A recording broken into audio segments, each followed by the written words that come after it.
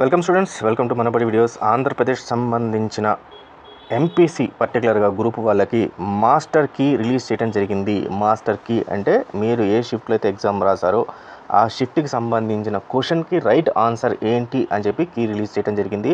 18th మే నుంచి 23rd మే దాకా morning and afternoon 2 shift సంబంధించి సపరేట్గా వాళ్ళు వెబ్సైట్లో పెట్టడం జరిగింది. సో దీన్ని ఓపెన్ చేసుకొని కీని చూసుకోవచ్చు. మరి మీరు రాసిన ఆన్సర్స్ ఎక్కడ కనబడతాయి అంటే మీరు మళ్ళీ ఏపీ వెబ్సైట్కి వెళ్ళి కీ రెస్పాన్స్ షీట్ అని చెప్పి ఉంటుంది. సో ఈ రెస్పాన్స్ షీట్ని ఓపెన్ చేయండి. ఈ రెస్పాన్స్ షీట్ని ఓపెన్ చేస్తే మీరు ఏమైతే ఆన్సర్స్ రాశారో ఆ ఆన్సర్స్ అన్నీ ఓపెన్ అవుతాయి. సో ఇక్కడికి వచ్చేసరికి మీ రెస్పాన్స్ షీట్లో మీ registration number and hall ticket నంబర్ని రెండింటిని ప్రొవైడ్ చేయాల్సి వస్తుంది. చేసిన తర్వాత మీకు రెస్పాన్స్ షీట్ అనేది ఇక్కడ కనబడుతుంది. ఈ రెస్పాన్స్ షీట్ చూసుకున్న తర్వాత ఏదైతే బోర్డు పేపర్లో తప్పులు ఉన్నాయి, నేను రాసిన కీ కరెక్ట్ అనుకుంటే కీ అబ్జెక్షన్స్ అనేది రేజ్ చేయాల్సి ఉంటుంది. దానికోసం ఇక్కడ క్లిక్ చేయాలి. సో ఇక్కడ క్లిక్ చేసిన తర్వాత మీ application number, hall ticket number as well as mobile number ఈ 3 డీటెయిల్స్ ఇస్తే మీకు అక్కడ కీ కనబడుతుంది, మీరు రాసిన రెస్పాన్స్ షీట్ కనబడుతుంది. దాన్ని బేస్ చేసుకొని ప్రతి ఒక్క క్వశ్చన్కి సంబంధించి మీరు అబ్జెక్షన్స్ అనేది రేజ్ చేయొచ్చు.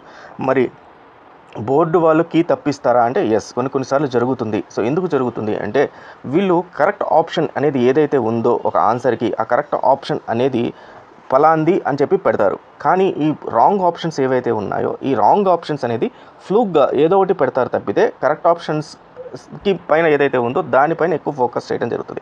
సో ఈ రాంగ్ ఆప్షన్స్ కూడా నియర్ బైగా కరెక్ట్ ఆప్షన్స్ తగ్గట్టుగా ఉండేట్టుగా ట్రై చేస్తారు.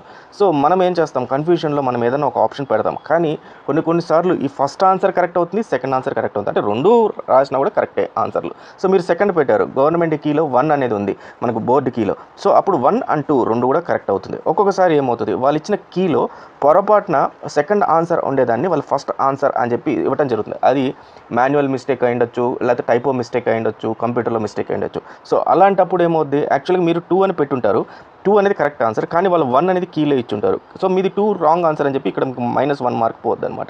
సో అప్పుడు మీరు జాగ్రత్తగా చూసి లేదు ఫస్ట్ ఆన్సర్ కరెక్ట్ కాదు, సెకండ్ ఆన్సర్ కరెక్ట్ అనే అబ్జెక్షన్ అనేది రేస్ చేయాలి.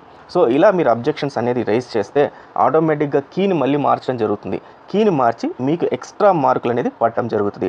కాబట్టి త్వరపడండి. సో మనకి ఎక్కువ టైం లేదు, 1 or 2 డేసే టైం ఉంది. సో ఈ రకంగా మీరు చేస్తే మీకు ఆటోమేటిక్గా మార్కులు అయితే పడిపోతాయి. So all the best students, thank you very much.